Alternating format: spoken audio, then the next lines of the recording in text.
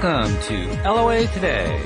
I'm Walt Thiessen here with life coach Cindy Chavez. Today is Wednesday, April the 8th, 2020. It's 4 p.m. New York time, and wherever you are in the world, thank you for joining us for another episode of LOA Today, your daily dose of happy. And we are happily moving our way through this week of quarantining and staying inside and social distancing and all this other stuff, and finding different ways to focus on what we like instead. So we're not going to talk a lot about social distancing. We're not going to talk a lot about that other stuff. We're going to talk about stuff that feels good.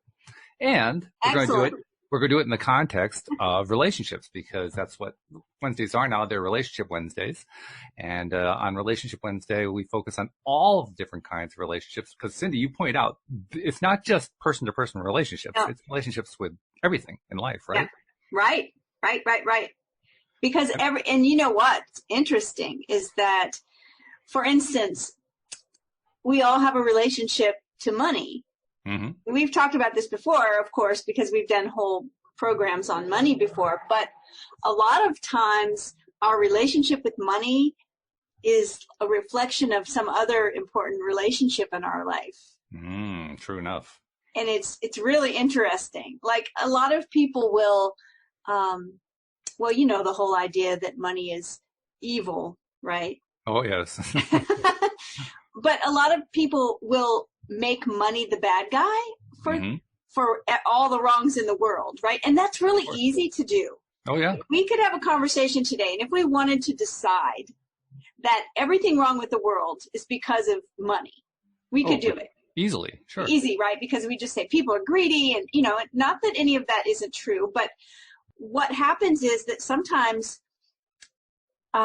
if people are in a certain kind of relationship, like maybe they're in an abusive relationship, or maybe they're in a very strict relationship with, like, parents or something, they have a tendency to start looking at money the same way they look at, like, an abusive spouse or like an overly strict parent.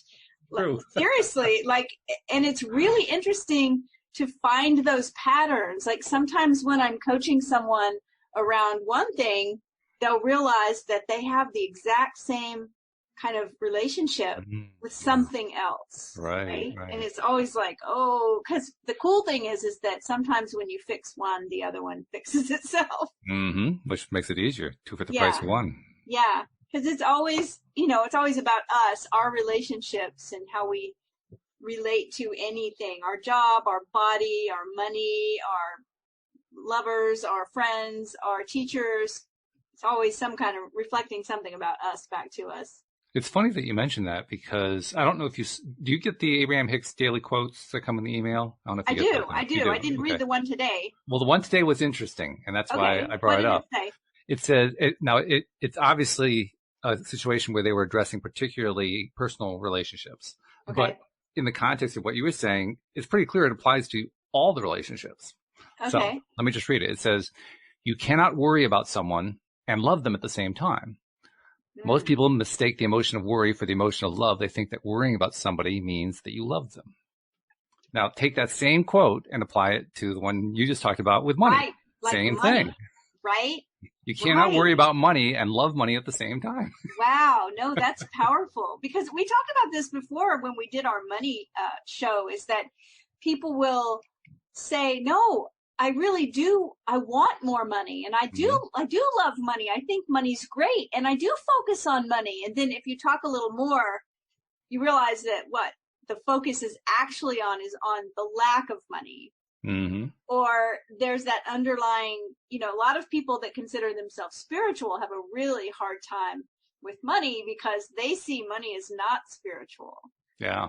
Right. Like, an interesting dynamic that has happened since this whole COVID-19 thing with the quarantining. I know you said we're not going to talk about too much, but with people being out of work. So there's this, like, especially like the whole service industry is out of work, right? Absolutely. Yeah. But that doesn't mean everyone's out of work.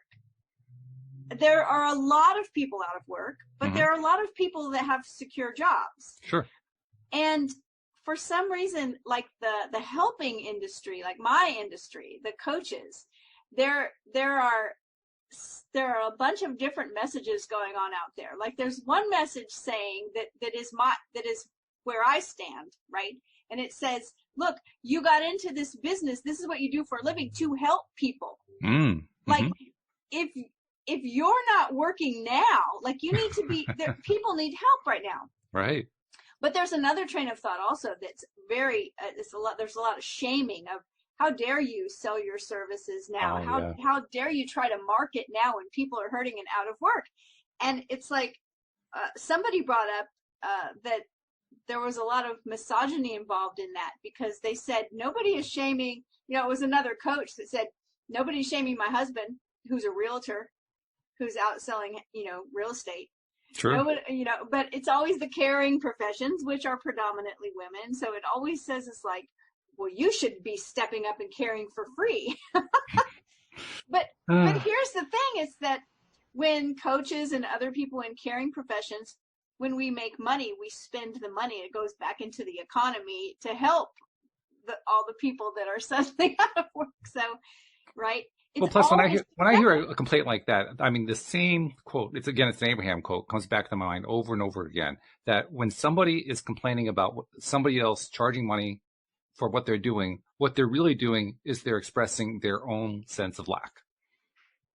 This is them coming from a place of lack and basically externalizing their lack on somebody else, saying, well, it's all their fault. Yeah. They're the reason why I'm feeling so lackful right now. Yeah. It's always projection, right? Yeah. But it's if we start looking at things as relational, so it's how we relate to other people and other things, it really has the potential to change our life when we do that. Yes. Why? Well, because it puts us in a place of taking responsibility and not blame. Mm-hmm. And you cannot be a successful conscious creator without taking responsibility for your own experience. True. I don't think it's possible. I agree. Yeah. I think it is number one. Like, it's the first thing that has to happen. Yeah. Right? And because, in fact, you can't make progress without it, actually. You cannot be a victim and consciously creating something besides victimhood. Not that people don't try. People they try do all the time. Oh, yeah. So I don't know if this is a relationship thing, but I got really fired up with a thought this week and said, oh my gosh, I'm going to have to talk about this because I can't shut up about it. And unfortunately for my husband, he's the only one here with me, so he gets to hear all this stuff because I can't stop talking about it, right? He doesn't mind. But I made a note to him that, oh my gosh, I was telling him this and I was really fired up about it. And he was like, you need to go talk about this on the podcast and to your group. Okay. Well, thank you, Scott, for bringing up a topic for us to talk about. I appreciate that. Yes. Well, here is my thought. Because you hear me say all the time, right, that all of your emotions are a miracle, that we should not, be afraid of uncomfortable emotions, especially right now. The world is like upside down. All these things are going on. And it's like, yes, we can keep our distance from the news. That helps. Oh, yes. But still, like, I have people now, I think all of us might get here to the place where we're only 1 or 2 degrees away from somebody who's really suffering with this disease, right? Oh, sure. So it's like, oh no, it's one thing to turn off the news, but it's another thing when a friend calls and says my dad is, on a ventilator or whatever. So then it's like, okay, it's right here in our lap. And this is what kind of got me to thinking about all of this, is that I'm saying all the time, your emotions are all valuable. Don't be afraid to be frustrated, angry, sad, all those things that we want to put over, especially in LOA circles. We want to put them over somewhere else and say, no, I'm not going to go there. Well, this is I had a conversation, and it is for the umpteenth time. I have this conversation a lot with different people, right? And I'm talking about people who are familiar with law of attraction, and not just familiar, but like they've used it and it's worked for them. Okay, so they know what it is to like grab, I don't know, like Pam Grout's book, right? Right. E2 or E3 and do an experiment and get a great result, like my owl or something, right? And say, yes, this stuff works. Like, I know it works. I use it. Right. Those are the people that I'm talking about. I'm not talking about like people who are completely unaware of the law of attraction. Okay. But here's the conversation, because they've reached out to me as a coach, and I say, well, what's going on? And they say, well, I know how the law of attraction works, and I've used it, and I've manifested some amazing things. And then I had some things in the works and everything was going great, and then everything fell apart. So my next question, why do you think that happened? And almost every time I get some variation of the same answer, and it'll be like this. Well, things were going great, and then something happened that I got really angry about, or something was going on in the world. Let's say like this whole thing, right? Politics, right, or this virus or whatever. And I started watching the news, and I just went right down this rabbit hole, and I just felt so terrible, or I felt so angry, sad, frustrated, and then things just started to fall apart. So here's my aha moment. Okay. So I'm going to kind of backtrack a little bit, but I am getting there. We've talked about energy levels, right? Right. The lower levels, victim energy, conflict energy, and we go all the way to the top of the level, the very top level. I think Abraham Hicks says joy or passion. Yeah, joy. Well, actually, there's like 6 of them up there. They're all kind of tied for first. So in the model that I use, that seventh level, that's the level of absolute passion. That's the level where you can create at will. And when I'm teaching the levels, when I get to that level, level 7, I always call it the Jesus energy. Okay. This is why. It's an energy we've all experienced, but only in little snips. It's very, very rare. I'm not going to say no one has, but It's very rare that someone would just resonate at that level all the time. But if you could, you could walk on water. True. Right? You could turn water into doers. You could make miracles happen at will. Okay, so the reason I brought that up is because when I was talking to some clients that were saying, oh, I know what happened when all the manifestations fell apart, when all the things I was working on suddenly didn't work out, it's because I got really upset over a certain thing, or something happened in my family that was really sad and I couldn't get myself to come out of that like sadness, or someone I love died and I've been grieving, or I'm really angry. You know, it's always something that we would put in that category. I put in the category that says uncomfortable emotions. Some people say bad emotions, right? Bad. Naughty emotions. Naughty. And it hit me that it is not the anger. It's not the sadness. Look, if you want to take Jesus, this is really funny because we always say we don't talk about this, but it all came together because I realized I always call that level 7 energy Jesus energy. And Jesus is famous for what? Miracles. Sure.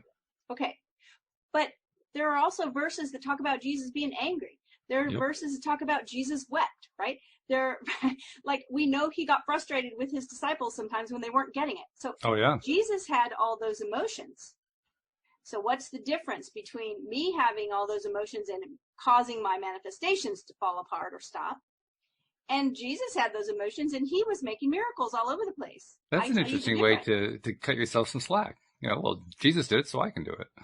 Well, the difference is that it's not that I'm angry or sad or frustrated. It's that I judge myself for having those emotions. Exactly. Right? Yeah. It's the judgment I place on those emotions. It's not the emotions. Yeah. And I thought about Jesus and his message, judge not. Jesus didn't judge those emotions. Jesus didn't judge anybody. Jesus was condemned for hanging out with tax collectors and prostitutes. Yep. Right?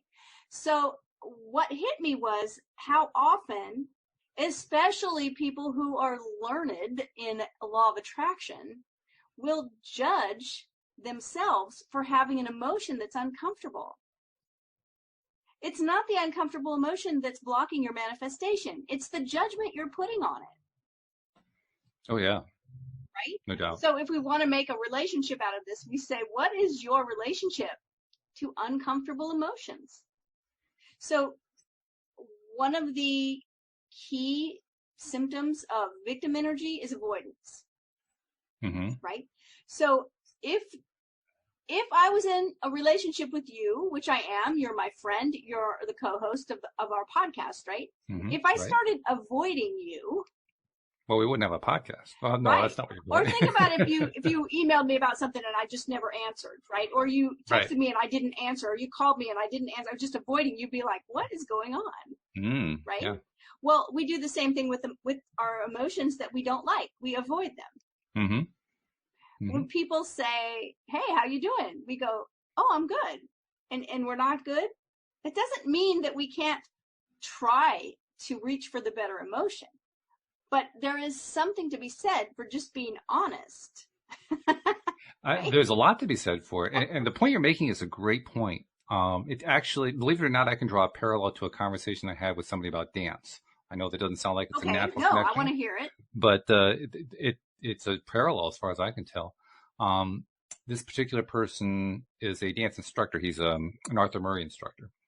And he had, this was before all the craziness started to happen. He had a couple of students who he wanted to help them get more practice time. Right. And so he was asking for recommendations on local venues that they could go to that would, I guess they were country dancers or something like that. I can't remember exactly what the style is, two-step maybe, where they could practice their two-step. And there's one that's about, maybe like an hour from here. It's called the Cadillac Ranch, and it's got a lot of country western type music and so forth.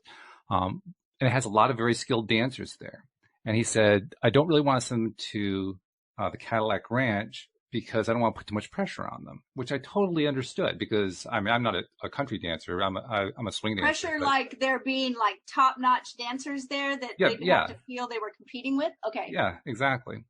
And I agreed with him implicitly in the way I answered, and I gave some suggestions and so forth. And another person came on to the chat who apparently was a DJ at the Cadillac Ranch. And she was defending the Cadillac Ranch.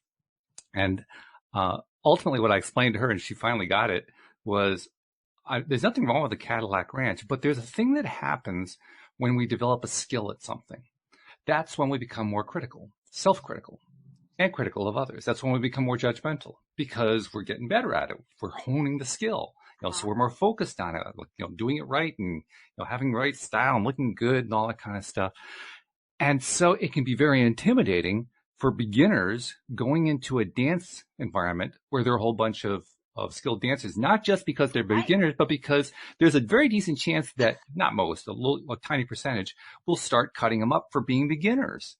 Because I've experienced that. I know what that's like. So literally what I recommended was go to a bar that has no dancers, because everybody in that bar will know nothing about dance and they'll be blown away by whatever steps you can do. Then you get to have fun and be a star. Exactly. Everybody will be impressed with you. Right. In other words, there's no judging going on there. Yeah. Or perhaps you might say it's reverse judging. It's like appreciation.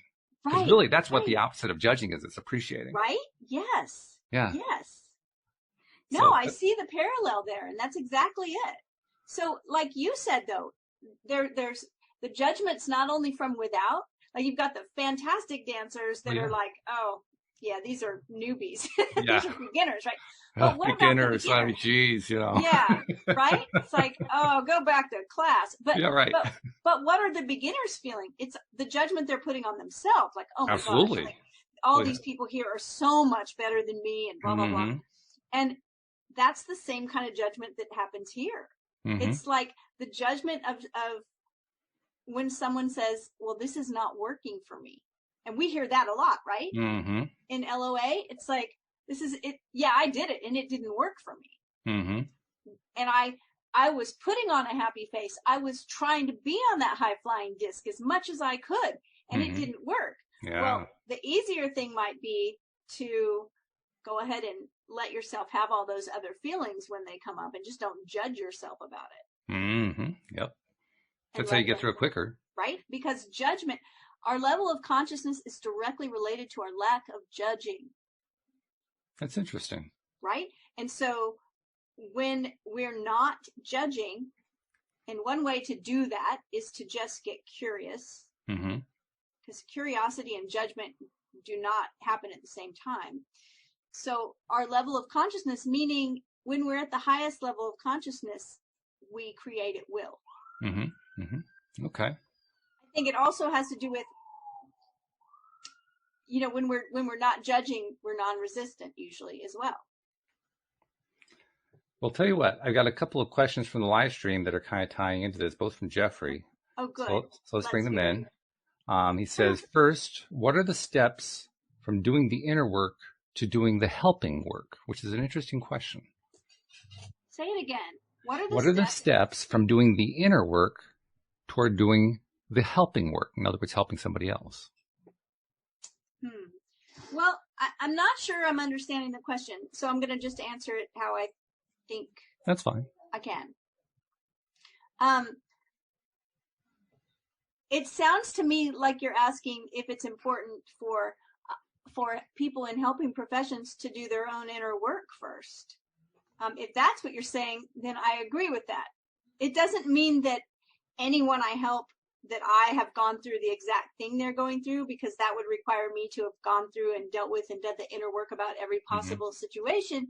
But I think it is important for us to do our own inner work, so that we can only help somebody to the degree that we've experienced growth. So I don't know that question, Walt. What comes up for you? Oh, well, the first thing that came up in my mind was that you really can't help somebody unless you're in a good place. If you're not in a good place, you've got nothing to give. Yeah. So it's really, when he described the question to me said, well, that's the order of things. You have to do the inner work first before you can help somebody else. If you don't do the inner work, there's nothing to give anybody else. Well, the one thing I would stress about that, though, and kind of make clear about that, is that just because someone is in a helping profession, which I think I look at that category is pretty wide. I look at coaches, I look at healers, I look at nurses and doctors, I look at lawyers. They're all in a helping profession. They're all there to help and serve. And probably you could name 10 other professions that could be in there too, or more. And it doesn't mean that all of us have every single thing figured out and everything. No. We're all still growing too. We're all still experiencing too. And we're all still figuring things out too.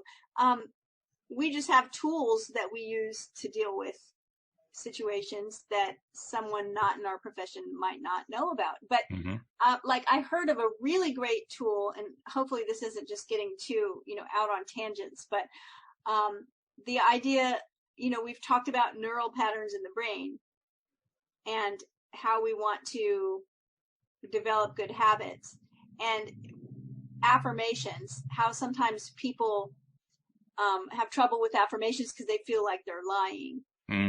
Right? And I always give this tweak about, well, instead of saying I'm extremely wealthy and really I'm not, and then I feel like I'm lying with that affirmation, how about I'm in the process of becoming extremely wealthy, right? That's my tweak. But I heard a really great one, and what they were saying was that you can use the word because and tie that affirmation to an irrefutable truth. Okay. And it doesn't matter if it makes any sense. Okay. So that would be like saying, I am extremely wealthy because the grass in my yard is green. Ah, okay. I see. I'm extremely wealthy because my name is Cindy. I'm extremely, because in the subconscious, it just looks at cause and effect. And it knows the sky is blue, the grass is green, my name is Cindy, like the irrefutable truths. It's not going to argue with that. So it doesn't argue with any of it.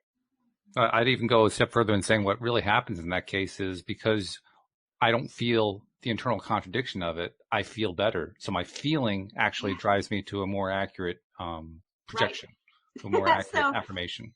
So I think, like that's a little, like I could give that to somebody on a coaching call or on the podcast, right? And like when I heard that little trick, that tool, I was like, oh, this is good stuff. Yeah, yes, right? Sure. Okay, so it's tools and tricks like that we may know. It doesn't mean that we've already conquered every single obstacle in our life necessarily. No. But I would say that we're probably working on all of them because that's what we do. That's what we love. Most of us coaches and helpers are personal growth junkies, right? And you made a great point. The fact is that there are lots and lots of people who are in helping professions. In fact, almost everybody to one degree or another is in a helping profession. Yeah. Really, when you look at it. Mm-hmm. And I think the rule still applies. If you don't do the inner work, you really don't have anything to give. So if you are well, in today's major topic, if you're a doctor, if you haven't done the medical school work, you've got nothing to give. And that work starts inside. It starts with you studying and learning and thinking and working stuff through and so forth. So you got to do that work before you can give to anybody else. Yeah. And then there's that whole idea we've all heard this example, I'm guessing, but that when you're on an airplane and they tell you how to use the oxygen, that if you're with a child or someone you're taking care of, that it seems you'd want to tend to them first, but no, put your own oxygen on first so that then you can. The whole idea of self-care.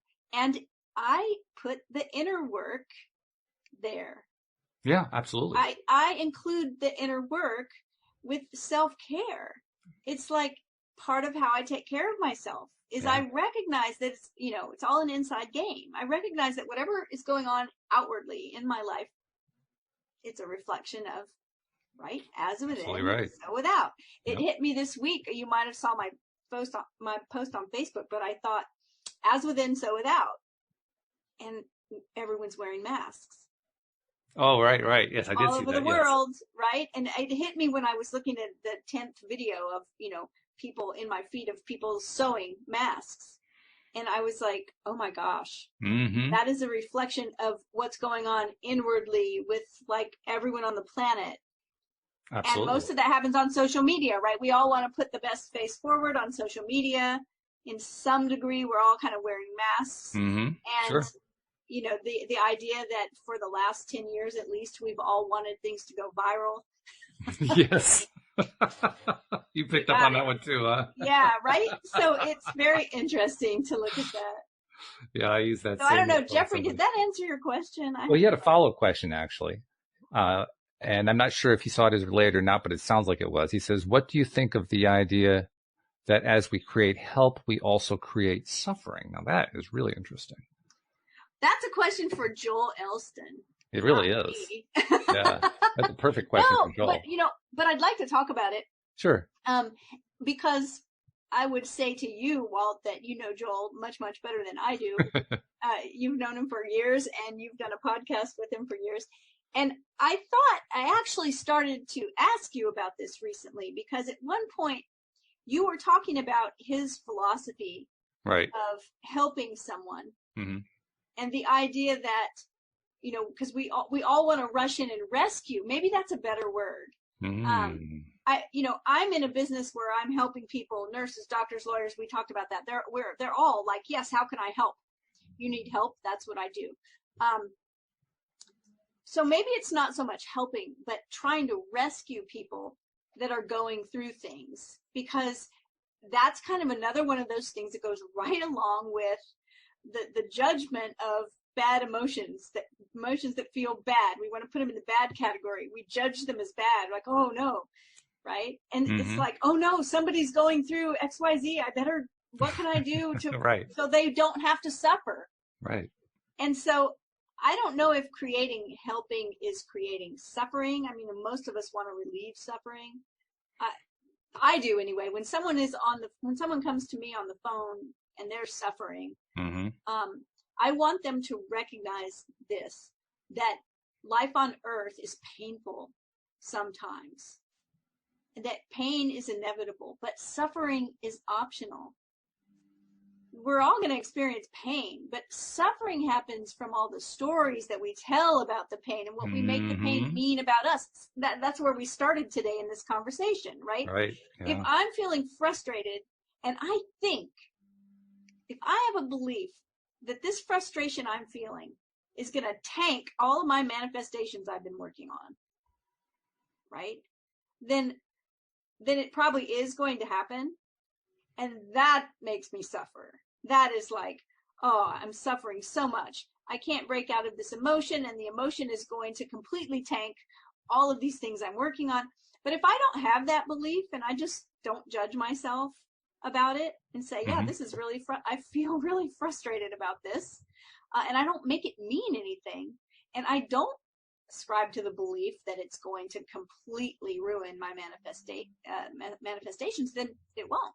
That's right. It's exactly right. And I think Joel would agree with you, by the way. Okay. So I think it's about worrying that other people are going through something hard and we don't want them to. And anybody that has people they love understands this. I was going to, you don't even have to have children. If you have children, I'm sure you recognize this. If you have pets, you recognize this, right? Your pet is stuck somewhere like, oh, no, I have to get them out, right? It's like, because we care about people and animals and we don't want them to suffer.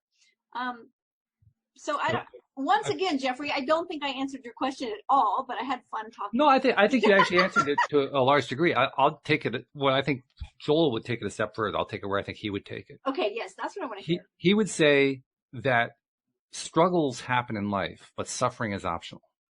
Okay. Meaning that things happen, stuff happens, and yeah, we attract it, but stuff still happens. Stuff happens, and we have to deal with it, and it.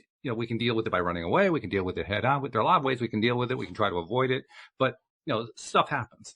But suffering is a mental state. That's a state of, I'm going to respond to this state of stuff of struggling by saying, oh, this is so miserable. I am so upset. I am just in a terrible place because of this horrible thing. That's suffering.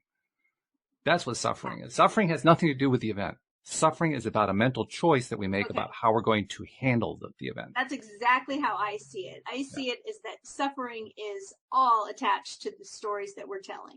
Yep. And the meaning that we've talked about this, which is such a great thing to recognize, is that things only have the meaning that we give them. Mm. And it's really amazing to catch yourself assuming something. Right? I mean, haven't we all done it? You email someone that they don't email back, and you're like, wonder if did I say something that maybe upset them, or right? So you email again and you don't hear from them, and then you start really worrying about it. Like, gosh, what is going on? I bet they're upset with me because of whatever. And then suddenly they reach out and they're like, oh, sorry, I've been slammed at work and I saw your email, but I haven't been, and they go, I felt so bad that I hadn't got back to you. And you're like, oh, all of those stories why? Because when we're in that place of going, oh, I bet this person's upset with me, we're suffering. Mm-hmm. We're creating some version of suffering for ourselves. We always create it for ourselves, unfortunately, right? Or interestingly enough, even when we're thinking about somebody else, we're still creating it for ourselves. That's the really interesting part. Right. That's that whole idea that when how you know if your thoughts are helping someone is that, are you thinking things about them that cause you to feel good? Or are you thinking, and oh my gosh, I just wanted to do the giant face palm when I read that, because I was like, there was someone in my life that I cared a lot about that I was really worrying about. And every time they popped into my mind, it would be some worrying thought. And I realized I am not doing them any good. That's right. I'm not doing them good by this. So if I envision them getting through their struggle and learning some lesson from it, maybe having some victory about it, having success because of it, turning that lead into gold. When I think of that, it feels good. I'm like, oh yeah, I can see that. Then I know I'm doing some good for them. Exactly. Well, this is what silver linings are about. I mean, we all know the old adage, but that's what a silver lining is. A silver lining is looking at a situation, and instead of saying all the suffering type stories, turning around and saying, well, where's the good news in all this? There's some good news here if I can just find it. What is it? Right. And that's what I've been trying to do with this whole situation that's gotten so out of hand. There's a lot of it that frustrates me because I think it's been handled poorly and I think it could have been prevented. So it's easy to get frustrated about it. I've actually trained myself to get that thought and say, oops, nope, I'm on the wrong track. Right. Get off that track. Right. So that's what I've been doing. I've been going, but here's the thing. All of that's in the past. Yes. Right? It's like we are where we are. Mm-hmm. And all of my frustration over how something was handled, no matter what it was, whether it's a global pandemic or whether it's something, that's little tiny thing in my own home, it's in the past. That's right. So what do you do with it now? And how can you take whatever situation that you're frustrated with or worried about? How can you see it as an opportunity for things to be so much better? That's what I really want all of the conscious creators to be doing, is to be saying, how can this be, that idea about the slingshot? What do you mean? There's an idea that the energy of a slingshot. So you imagine you pull that slingshot back, and when you let go, it's the energy there that's forcing the whatever it is to fly out, the ball or whatever. So the idea is that in our individual lives, whatever thing we feel has pulled us back, whatever thing has held us back, whatever is that the energy of that actually can be utilized to spring us forward. Joel will love that one. And so that's the slingshot effect, right? And that's what we've got to see that now. We have to say, with all the things going on that are painful, that are causing suffering, that are messed up, that all of that energy, that it has the potential to spring to humanity at this point, like all of us, forward into something amazing and so much better. That's what I want to put my focus on. That's really good. I like that. That's what I want to put my focus on. Jenny also has something that she brought up along the same line. I guess it's sort of an aha kind of a moment. She says, certainly if I interpret a negative event or situation as being due to something wrong with me, my thoughts or actions, then I create suffering for myself.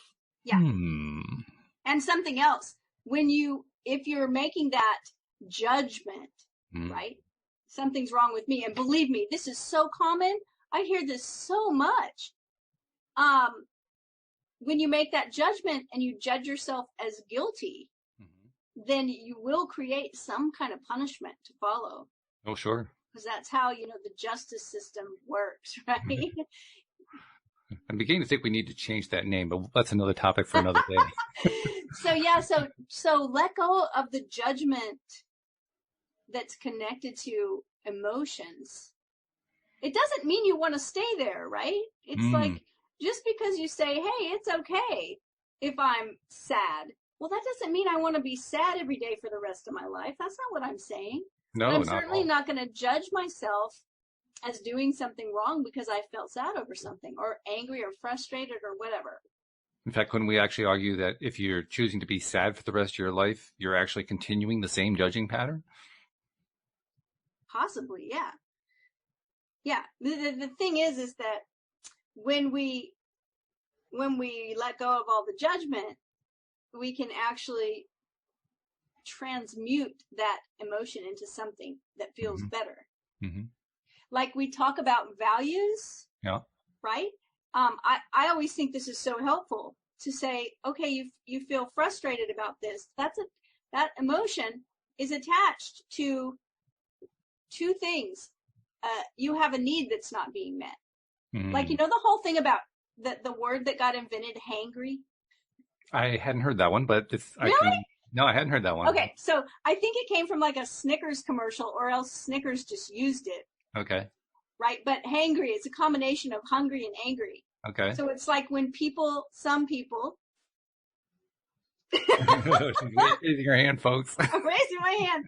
Some people, when they go way too long without eating, sometimes you get in a situation, I don't know, you get caught up somewhere, you get stuck in traffic, you get whatever, and you're not able to eat, and you should eat, start getting really irritable and may get angry easily. So they call that hangry. It's like, okay, right? And so,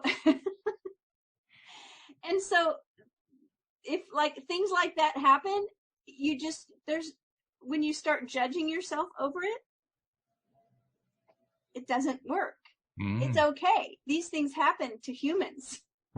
This is true. So nobody wants to be hangry for the rest of their life. No, that would be pretty miserable. No doubt about it. Nobody wants to be sad all the time. So if we can let go of that judgment, we can then transmute it into something that feels better. I've got a couple of other things I want to bring up along these same lines that I saw on Facebook. But before we do that, I want to make sure that I get our promotional messages in. So if you're not Yeah. yet subscribed to the podcast, this is the kind of great conversation that you get 5 days a week, Monday through Friday, 5 hours of this programming, and it's all on the positive. It's all pushing, feeling good. That's why we call it your daily dose of happy. You don't get that in many places. And especially these days, it's really, really important to have. So become a subscriber if you're not already subscribed. Actually, we know most of you are subscribed, but those of you who are not subscribed, please do it. If you don't know how to do it, just go to the homepage of our website, loatoday.net, and you will find instructions at the top of the page that will just guide you right through it. And also check us out on YouTube. You can actually see us as we do this because we live stream to YouTube while we're recording. And check us out. You can see my new backgrounds that I have in the background. Louis has it now. Uona has it. I mean, everybody's kind of adding on backgrounds these days, so backgrounds are the new thing. But check us out, and you can see us as we're doing this, and make sure you click the little bell on YouTube so you get notified each time that we're live or each time that we've recorded something, so you can check us out there. But please follow us, please subscribe, because, hey, this is good stuff. This is stuff that picks you up, and that's what's really important today. So anyway, on Facebook, I saw a couple of posts I wanted to share, and they're right in line with what we're talking about here. And I wanted to get your take on it. I actually responded on Facebook, but I wanted to see what you would have said if you'd seen them on Facebook. First one comes from somebody calling herself Pat. And I said we weren't going to talk about the pandemic, but she does, so we'll open it up just that much. She says, since the beginning of this pandemic, I've not felt any emotional attachment to what is going on. Yes, I follow the rules. I've stocked up on food staples to prepare for a long haul. Yes, I'm building up my immune system. Yes, I've used a mask when I had to go out. All outward actions. But inside me, I can feel no anxiety, no fear. I'm just observing and wondering. I'm wondering, what is really going on? Is this physical or spiritual? I'm wondering if we're being manipulated. I'm curious. I'm just observing it all, and I can tell my mind is open to any explanation with no preference on which explanation is the truth. I have no emotional or mental resistance to this event, and this morning it occurred to me that there may be many, many people out there doing the same. So she wanted to know, does anyone else have the same experience going on? Well, something was curious to me in that statement, and is the idea of having no preference towards which answer would be truthful or Mm-hmm. the truth. Mm-hmm. I think I have a tendency to have a preference for the truth. So I'm not sure about how to answer the question. It sounds to me, I could look at it like this. It sounds to me this is somebody that has done all the things that are important to do. So she's not in denial that something's going on. Right. She's saying, no, I see that it's going on, and I see that I need to stock up and wash my hands and stay inside and, do all the things that the people that are experts are telling me are important. Mm-hmm. But I'm not really feeling any sense of fear or anxiety about it. I would say, well, great. Mm-hmm. Great, right? There are people that think that the media is trying to stir us up and make us afraid. I don't think that the media is wholesale trying to scare anyone. Not consciously. It's kind of like, if the news that's being reported is scary, then and you feel scared over it, okay, it's okay. We do have to be honest.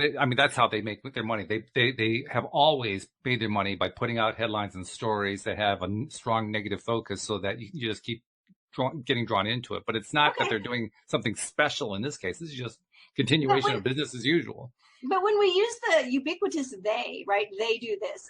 They were lumping in thousands or hundreds of thousands of journalists and saying that they all do the same thing, which I don't believe is ever true of any group. Okay, that's fair.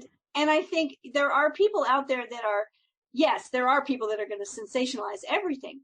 But when we just wholesale decide that's what they do, then we start leaning towards being open to conspiracy theories and things like that. And, oh, yeah. So I think, but as far as I kind of understand the question in the sense that there have been times when something happened. Now, it wasn't a global pandemic. It was something very much closer to home, and just like someone said something to me, kind of, two people in a relationship having a conversation thing. But I remember when my son, I don't remember what happened. I just remember when my son was like a teenager, he said or did something, And I had no, like, my logical part of my brain was saying, wow, that really should have upset you. But I didn't feel upset. I didn't feel anything. I was like, meh, you know.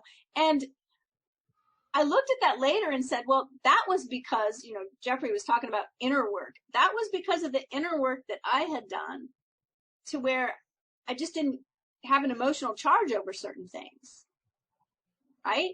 And that is because of judgment. Like when we get an emotional charge, it's because we have judged something to mean a certain thing. Mm-hmm. So as far as saying, look, this whole thing, I've prepared for it, but I just don't feel fear or anxiety, I'm going, well, good for you. You must have done the inner work. That was my answer. Yeah, literally. Right? That's exactly how it started out. Good for you. That was the first 3 words I wrote. but we also say, and I think this is where I started with the hangry comment, and I never got back to it, but 2 things. When you feel anything, whether it's hangry or anxious or joyful or whatever, if it feels uncomfortable, you have a need that's not being met. So if you get hangry, it's because you need food. Mm-hmm. And that's how your body reacts, mm-hmm. right? There's a physical need that needs to be met. And then once you get something to eat, you're like, okay, cool, I feel better now. Sorry that mm-hmm. I was so irritable. I just really needed something to eat. The other thing is value system. So like when you feel guilty, like if my best friend keeps reaching out to me and I've been so busy, I haven't been able to call her back, and I start feeling guilty about it. Like, oh, I really need to call her. Why do I feel guilty? Because I have a value around what it means to be a good friend. That's all. So if you're sad about this whole pandemic or you're scared, you have a value attached to that. Right. What is your value? Well, you care about, you're compassionate. You're watching people die. It's not fun, right? I mean, if you bring it back to your value, you'll judge yourself much less. You'll be like, okay, I have these feelings because I have this value around whatever. Mm-hmm. Yeah. There's certainly going to be some benefit to that. I can also see that it could play out that somebody goes to look at their values and their values are such that, to put a fine point on it, they value blame. They value pointing fingers. And maybe, yeah. But so if you come back to that, you're going to kind of reinforce it. So there's like a little bit of a 2-way street there. If you come back to that, then if you're in blame, and whether you're blaming yourself or you're blaming someone else, you're always in a very low level catabolic energy, exactly. Victim energy, right? Because it happens in relationships when like couples or parents and kids or whatever, but get in an argument. Mm-hmm. Nobody wants to be the bully. Right. So they blame the other person. They're like, well, this is your fault because you said ironic, whatever. That's what a bully does. Right? And that person says, I did not. I only did it because you did blah, blah, blah. Yes. So they're both vying for victim status. They want to be the victim. They don't want to be the bully. It's like, no, this isn't my fault. And what do you think gets created when 2 people are vibing together, creating as much victim energy as possible? But let's just say what they're creating is a vibe I don't want to be anywhere near. Yeah, well, it's not going to create. They're just going to create more of the same. Yes. And so if you catch yourself, one of the biggest symptoms of a really low level of not just energy, but self-love is judging other people. And so if we're judging and blaming, and, it's not a high level of consciousness that's going to be able to create anything, but more of the same. Mm-hmm. Mm-hmm. So it's a good idea to let go of it, however you can. Yep. But most of it's always pointed. The worst of it's pointed at ourselves. Oh God, yes. If you're blaming and judging someone else, then you know how that saying that says if you're pointing a finger, you've got 3 others pointing back at you. Pointing back at you. Yeah. Well, there's some truth to that in that we always, whatever the judgment line is, we're putting that judgment on ourselves as well. Absolutely. Oh, and yeah. That's a terrible place to be. I'd say there's a lot of truth in it. I'd say it's an LOA truth, because the moment that we're putting out that kind of judgment, we don't put out that kind of judgment in a way that says, I am so happy and joyful. Right? So we're putting out an energy that says, "Ruh." And when you put out an energy that says, "Ruh," you get back an energy that says, "Ruh." I don't care what you call it. That's just what you get back. So it's okay to feel those things, and feel them without judgment. But remember that emotions are energy in motion. They need to pass through you. Yes. And they will in about 90 seconds if we don't keep adding on to the story. That's the great news. We don't have to suffer very long. We can suffer for a very, very short period of time and basically say, and is it even suffering, right? It might just be feeling the pain. Yeah. And when we suffer, suffering with a choice. I mean, like you said, you can choose not to suffer about it at all. You can just feel the pain and not be suffering. You know, I guess I was kind of emoting to those who are the sufferers. Well, you know, we get to make that choice. We certainly do. I don't want to suffer. Suffering's not fun. Suffering. No.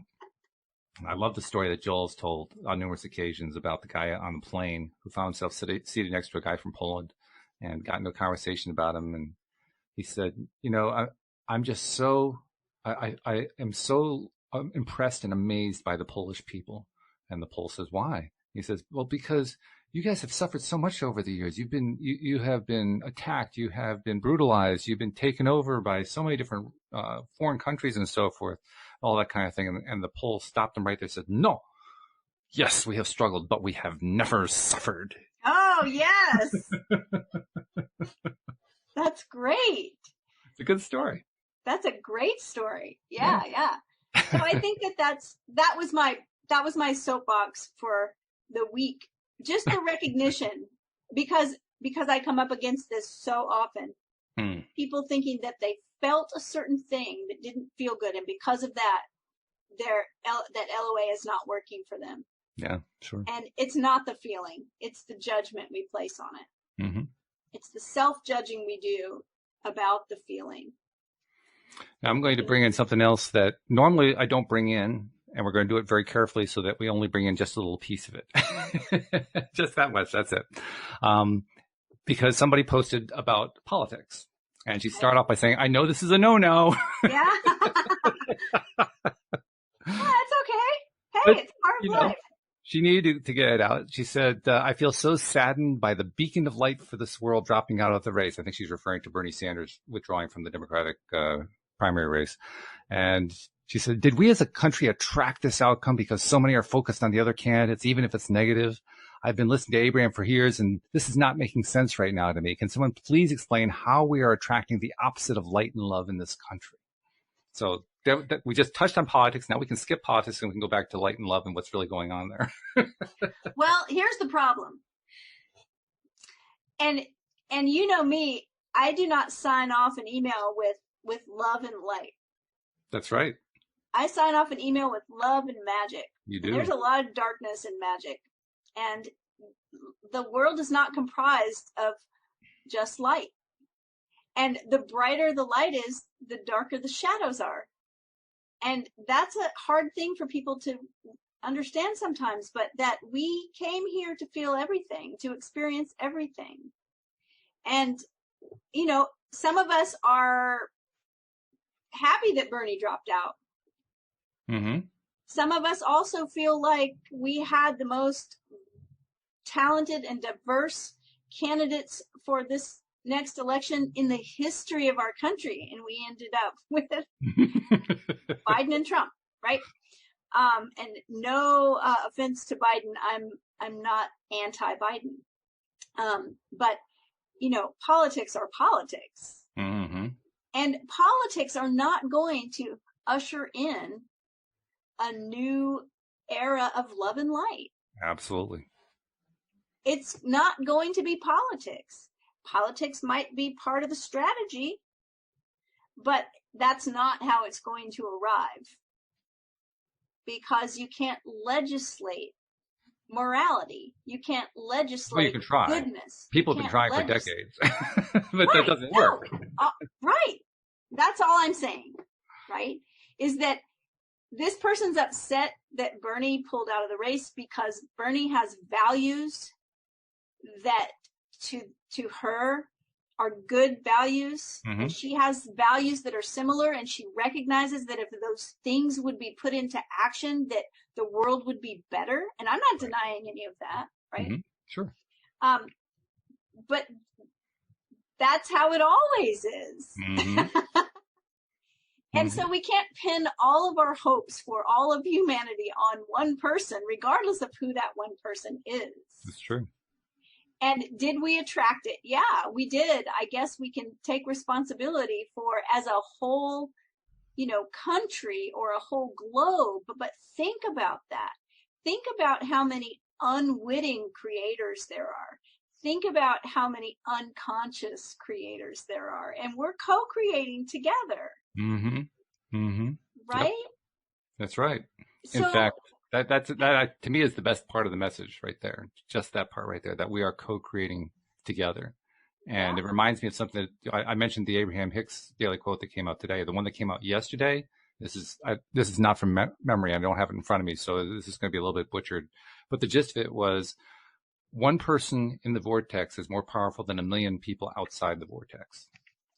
okay. And the reason I mention that is politics is not usually a game where you find a lot of things in the vortex. You find a lot of things outside the vortex in politics. In fact, I would go so far, my own views on politics, I would go so far as to say you won't find anything in the vortex in politics. You're going to find everything in politics is outside the vortex. So don't look to politics for the vortex. If you want to be in the vortex, go for the vortex, because then it doesn't matter what millions of other people are doing. They're all outside the vortex. You're in the vortex. You got the power right now. So here's a really interesting concept, and I believe it's from Stephen Covey, right? So Okay. Long time ago. But it's the idea of a sphere of influence and your sphere of control and your sphere of concern, right? So if you draw a big circle, that's your sphere of influence, your sphere of control, and a bigger circle, that when I think of that big circle, I think of the globe, right? And that's my sphere of concern. So there are things in the smaller circle in my sphere of control that I have control over. Yes. And that I can influence. Like think about my office that needs some decluttering, right? I have control over my office. Then there's the globe and this pandemic and everything in the world that you're concerned about, that you feel like you have no control over. If all of your energy is focused towards the things you have no control over, your actual sphere of influence and control will shrink and you will lose power. But if you will focus your energy on what you do have control over and you get that in order, then your sphere of influence will actually grow until it can touch some of those areas of your concern. So true. So true. Yeah, it's very true. In fact, to kind of take it a step further, and kind of along the lines of what I was saying a moment ago, if you work on getting yourself into the vortex, because that's really what you're talking about there. You're talking about getting into the vortex. When you do that, first of all, in order to stay in the vortex, you really can't spend a whole lot of time focusing on all the stuff that you don't want. You have to go through the whole cycle. Yes, you identify what you don't want, but then that turns into what you do want, and then you start attracting that, and you do that 5-step cycle that Abraham talks about. You don't stay on step one. That's what we've been talking about this show. People who stay on step one, who are just, angry all the time or frustrated all the time or whatever, because they're just on step one, continuous step one, over and over and over. Step one, step one, step one, step one. You got to move to the I was telling my husband this last night, and he said, like the serenity prayer. Right? Yeah. About being able to recognize the things that you can change. Exactly. And not to worry about those things that you can't change. If you focus your energy on what you can affect, then that sphere will grow and it will start to reach into the other places that you are concerned about. I think that's a great It is. place. By the way, there's also one other thing that I'll share. I've had my own background politically, and I've had a lot of political stuff I had to let go of over the years and so forth. One thing that I can tell to somebody, if you're dealing with the addiction to politics that I went through, and I will not hesitate to call it that, because I had very much been addicted to politics in the past. I'll give you a clue. on how to begin turning that around. If none of this stuff is working for you, you find you're still just stuck there. You're stuck in that one place. Try this little exercise. Take whatever your favorite political issue is and express it only in the positive. Don't say it any way about, I don't want this to happen. And see if you can do that. That exercise alone will get you into the vortex. Right. Talk about what you do want to happen. Yeah. Yeah. And right. By the way, this is a great way to shut somebody up who's a political operative, because they're not used to thinking that way. They don't know how to answer. They're like, aren't you upset that this and this and this hasn't happened? And you're like, well, no, I want this to happen. Yeah. Well, I want of this course we all want that. This is what I want.